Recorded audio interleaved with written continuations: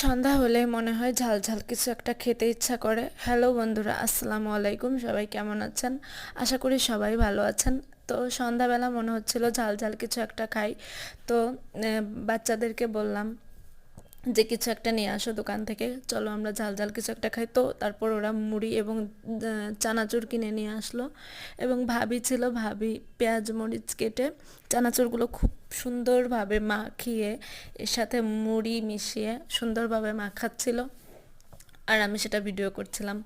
সুন্দরভাবে চানাচুর মুড়িগুলো মাখালো ভাবি, তারপর আমরা সবাই সেটা খেতে শুরু করলাম। আসলে সন্ধ্যা মানে ঝাল ঝাল কিছু খাওয়া, ভাজা পোড়া কিছু খাওয়া, তবেই না ভালো লাগে। আর এখানে সবাই মিলে একসাথে করে মুড়ি খাচ্ছিলাম, খুবই ভালো লাগছিল।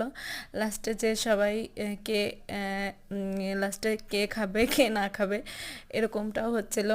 খুবই ভালো লাগছিল, সবাই মিলে ঝালমুড়ি খাচ্ছিলাম। এখানে ভাবে যে ঝালমুড়িগুলো মাখিয়েছিল আমাদের সবারই সুন্দরভাবে হয়ে গিয়েছিল। আমরা 7 জন মুড়িটা খেয়েছিলাম, খুবই ভালো হয়েছিল মুড়িটা খেতে। তো আপনারাও যারা এরকম সবাই মিলে একসাথে ঝালমুড়ি খান, তারা অবশ্যই কমেন্টে জানাবেন।